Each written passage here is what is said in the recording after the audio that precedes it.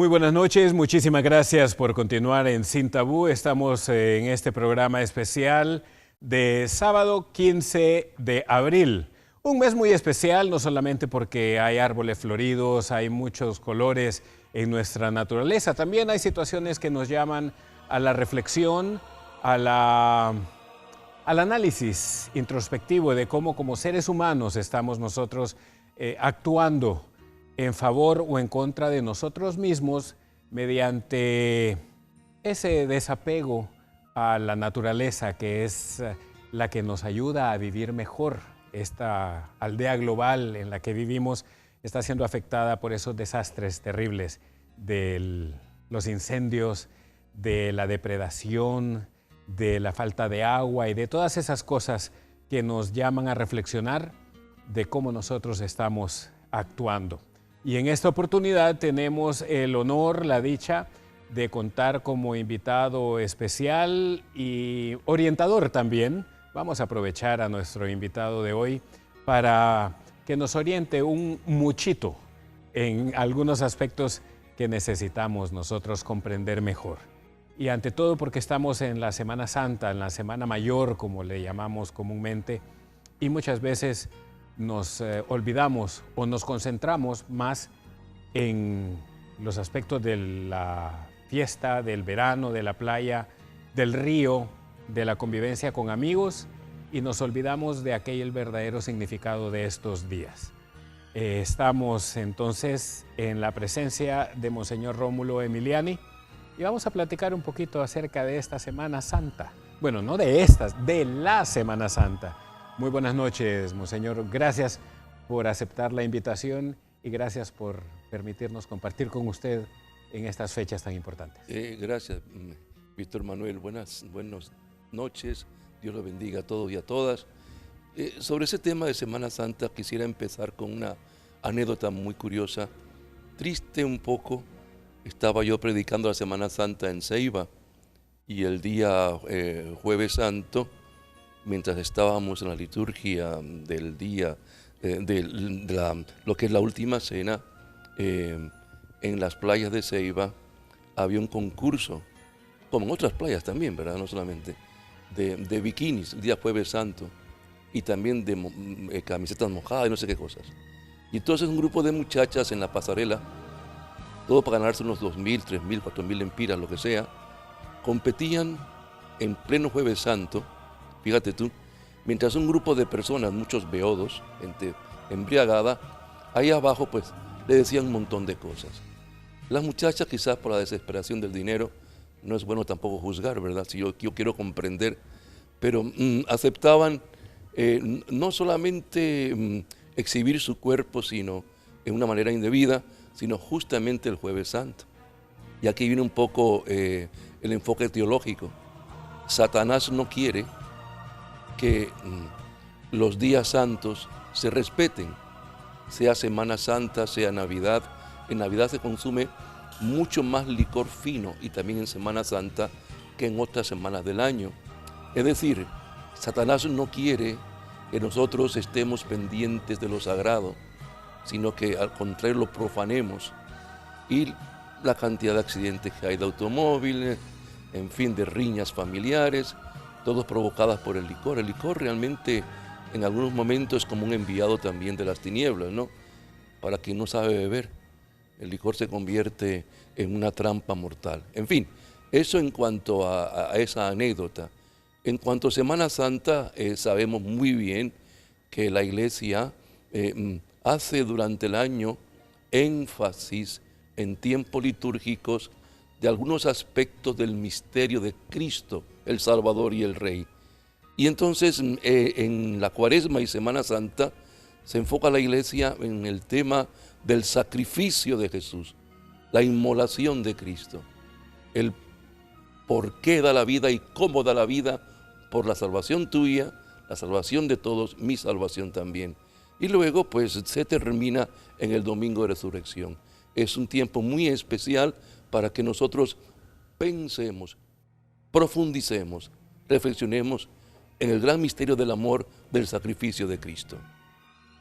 Monseñor, mencionó usted un periodo muy importante y que muchas personas no comprendemos. Me incluyo porque hay momentos en los que uno también necesita refrescar, aunque lo conozca o haya empezado a conocer un poco. Es necesario continuar en ese aprendizaje y en ese crecimiento para comprender bien y asimilar mejor ese periodo de la Cuaresma. Es un periodo de preparación, ¿cierto?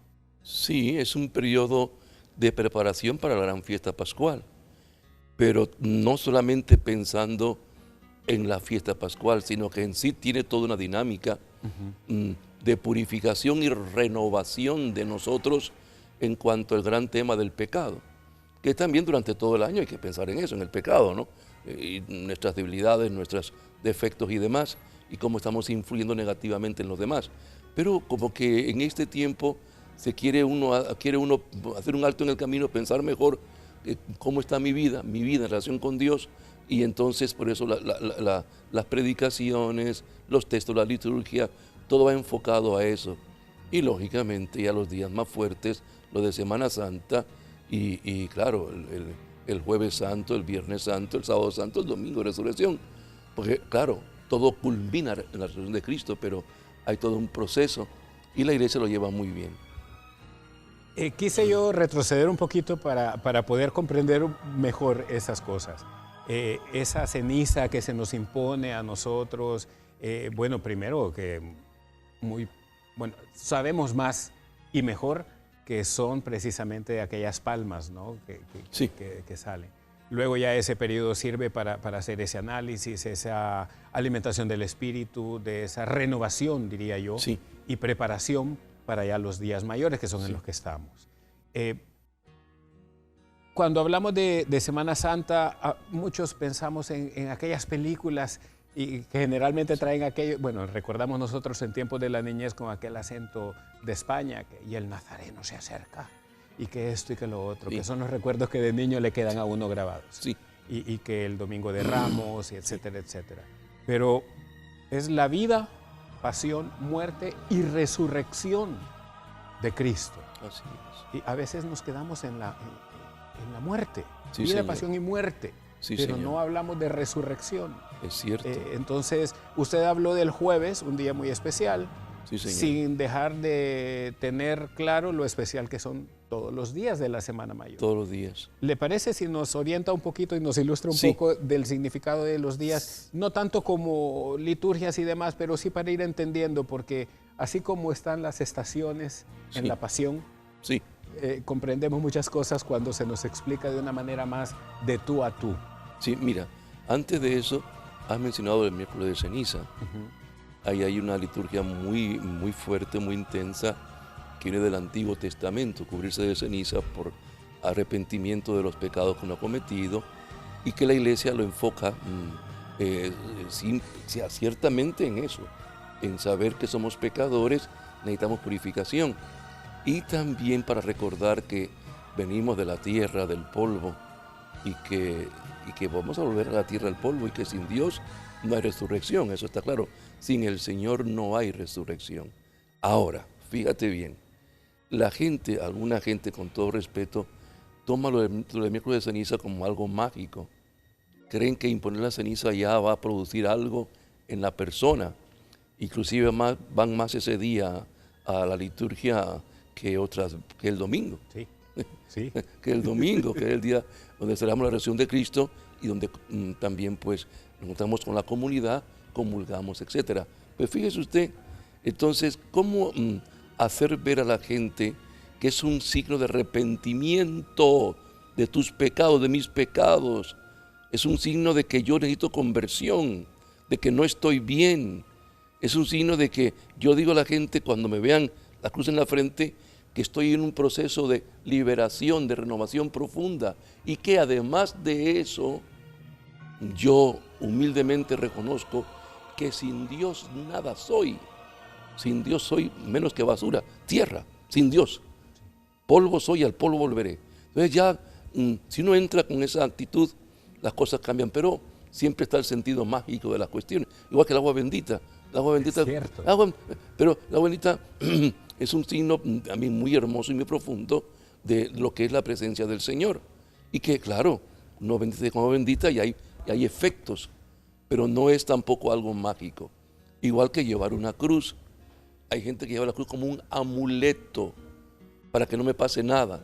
El rosario lo ponen ahí en el ¿cómo se llama? En el espejito del carro como para que me proteja el rosario. No te va a proteger. Si vas a 120 por hora en una carretera, que es lo más, que ponerle 80, te vas a pegar un trastazo y te vas a morir, por más rosario que lleves. O sea, no podemos los signos que son para nosotros muy importantes, convertirlos en amuletos y tampoco usar las cosas dándole un sentido mágico. Como el escapulario. El ¿verdad? escapulario que tiene, sí, hay una gran promesa ahí, ¿verdad? Sí. De la Virgen, pero claro, si me lo pongo, simplemente porque eso me va a salvar del infierno, tampoco es así. Si llevo una existencia disoluta, libertina, y muero así, me voy al infierno, por más escapulario que lleve, ¿no? Pero sí nos puede servir de recordatorio, ¿cierto? Es que así es.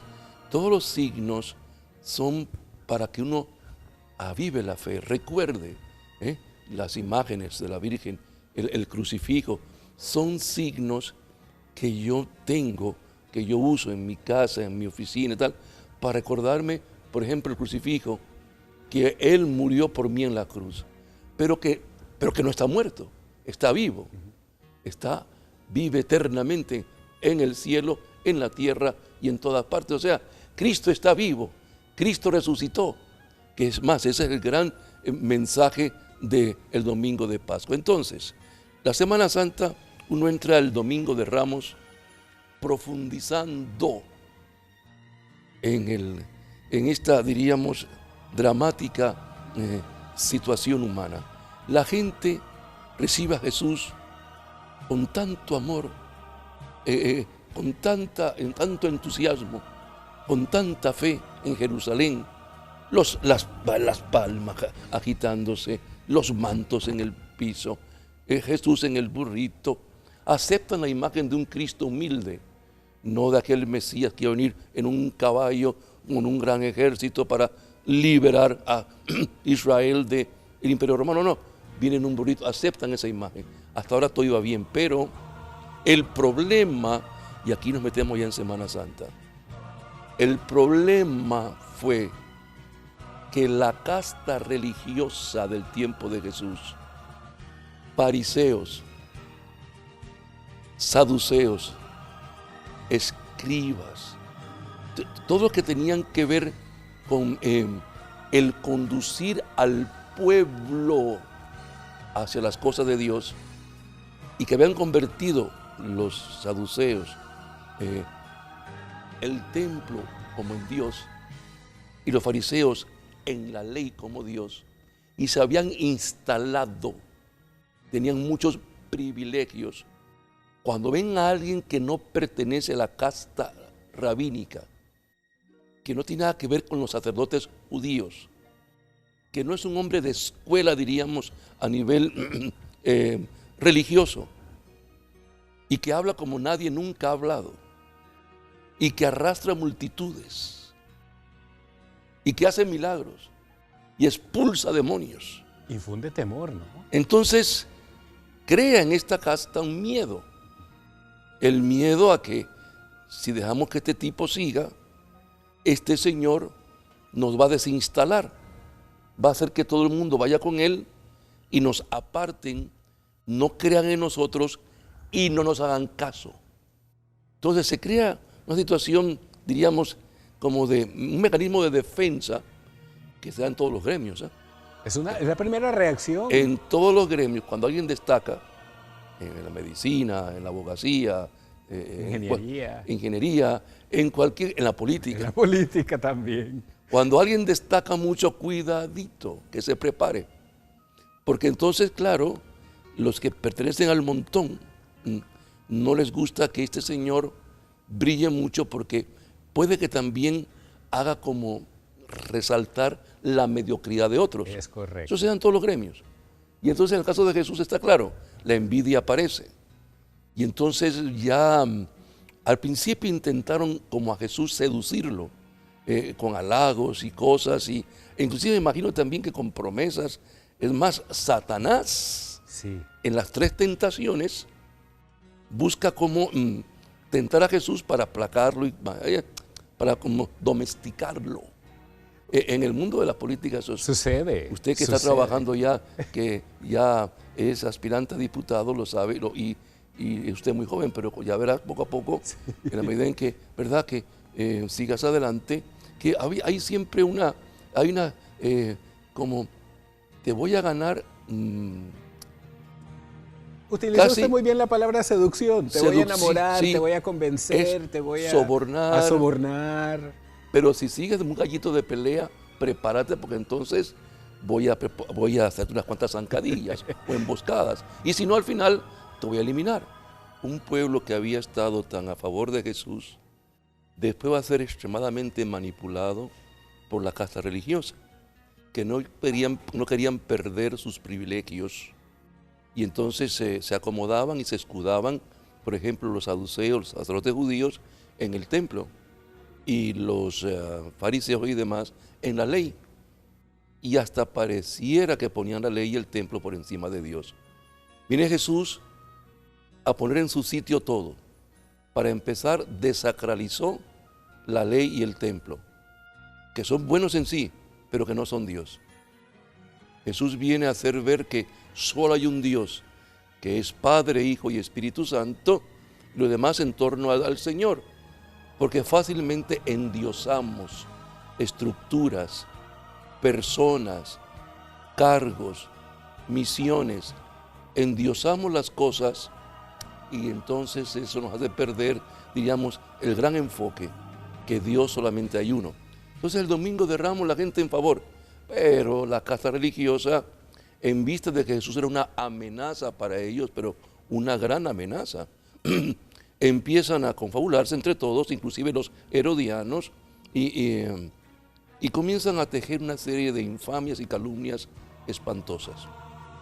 Y repito, si usted se va a meter en el mundo de la política, prepárese, hermano, porque eso va a venir. Las calumnias en el mundo de la política son terribles. Las intrigas, ¿no? Las alianzas por lo bajo, en mil cosas para destruir a otros. Entonces Jesús lo catalogan para empezar e insisten en que es no solamente un diablo, el jefe de los diablos, Belcebú, porque expulsaba demonios. Sí. Luego que era como un encantador, un hombre que hacía artes mágicas, porque hacía milagros y curaciones. Y luego que en el fondo era un subversivo, porque él quería levantar al pueblo de Israel de manera violenta contra el Imperio Romano. Entonces a Jesús le van creando una atmósfera negativa, muy oscura, diabólica, y van creando un personaje ficticio. Y claro, en ese tiempo los medios de comunicación era el voz a voz, y usted sabe que en comunicación percepción es igual que realidad, aunque esa es la más grande mentira. Y la percepción que van creando, el monstruo que van creando, hoy diríamos un monstruo virtual, es la imagen de un Cristo que es el diablo encarnado, mentiroso, y que es un embaucador y quería aprovecharse para hacerse rey y tumbar al Imperio Romano. Entonces ya el pueblo, ese mismo pueblo que antes estaba en favor de Jesús, se convierte en el enemigo número 1 de Jesús. El mismo pueblo. Por eso, volvemos en el tema de la política, en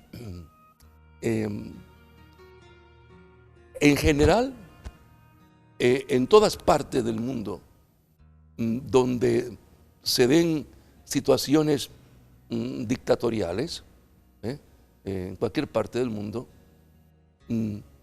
los que manejan el poder no quieren pueblos educados, pueblos pensantes, pueblos que tengan y que sepan tener un gran análisis crítico de la vida. Quieren pueblos sumisos que se crean todas las cosas. Y entonces usted va a ver en las campañas políticas nuestras, espero que no haya sido así la tuya, la cancioncita, la gorrita, la brigada, con todo respeto, está muy bien, la brigada médica, todo está muy bien. Eso está bien. Pero eso está bien. y los eslogan baratos, y cuando vas a ver, entonces eso es en el fondo como un insulto al pueblo, pues. Es correcto. O sea, no se presentan programas, soluciones viables, no como aquel político que dijo que llegó a una aldea y yo les prometo construirle un puente inmediatamente que gane. Pero si no hay río. Y entonces dice un señor, pues aquí no tenemos río, pues también les pongo el río. Entonces, las promesas fatuas no... pero entonces no quieren pueblos educados. Por eso, un pueblo educado podrá ser un pueblo protagonista de su liberación. Aunque no hay regla exacta en política, porque Alemania era el pueblo más educado de Europa y un loco llamado Hitler Adolfo. los sedujo y los llevó a una guerra mundial tan absurda. Terrible, ¿no? Donde al final 40 millones de muertos y Alemania desbaratada. Monseñor, tenemos la percepción, aquellos que hemos leído un poquito y tratamos de ilustrarnos un poquito con respecto a los tiempos y a la verdad y la Biblia, y aquellos que hemos tenido alguna relativa formación desde la escuela hasta el kinder, podemos decir, ¿no? De que en esos tiempos de Jesús, bueno, en los que estaba Jesús aquí, como hombre, había mayor conocimiento de la ley de Dios. O no era así del todo, Monseñor, porque eso tendemos nosotros a pensar cuando vemos tanta cosa, películas, prédicas, etcétera, pero lo que pasa podemos tener la realidad confundida, ¿no? Es que era un pueblo analfabeta, era un pueblo que dependía de sus maestros, que les enseñaban la ley, la Torá, todo lo que es el gran sistema admirablemente hermoso judío. Lamentablemente, pues que competieron la ley en un Dios y eso acabó con la vida espiritual de Israel. Pero era un pueblo muy estructurado a nivel de reglas, normas y de maestros. Entonces, claro, era un pueblo educado para obedecer, pero quizás no educado para pensar. Y Jesús los pone a pensar con las parábolas. Monseñor, ¿le parece si hacemos una pausa en este momento? Sí. Me parece muy interesante hacerla justo y adecuado en este momento la pausa, porque hablamos de la cuaresma y es como cuando nosotros estamos creando conciencia de que tenemos que, como cuando vamos para una celebración, como cuando vamos a un bautizo, a un matrimonio, a una boda, o vamos a un cumpleaños, aunque suene en este caso un poco contradictorio por el significado de las fechas, aceptamos que tenemos que alistarnos para ir a una celebración o a un evento especial. Entonces, que no estamos vestidos adecuadamente, que tenemos que bañarnos, que tenemos que vestirnos mejor, que tenemos que prepararnos, para este evento. Entonces, así quiero yo ilustrar un poquito el periodo de Cuaresma para entrar ya, como usted lo mencionó, el Domingo Santo, el Domingo de Ramos, quiero decir. Y es cuando la bienvenida y todo eso, cuando vamos llegando. Jesús entró con esos vítores, con esas palmas, con esos mantos. Sin embargo, en el burrito, como dijo usted, en esta imagen de humildad. Cuando llegamos a la casa de la celebración de la que hablamos, para ilustrar, llegamos con la mejor de las sonrisas o con la mejor de la postura para que nos reciban bien en esa casa. Pero como nosotros estamos llegando en Semana Santa, preparados de la manera más adecuada, sí o no, ya de eso hablaremos después de la pausa, recordando ese mensaje que nos dijo Monseñor, de cuando alguien destaca o cuando alguien está sacudiendo un poquito el suelo o moviendo un poquito el suelo o cambiando ese status quo al que estamos acostumbrados porque nos conviene estar así. Vamos a la pausa y retornamos.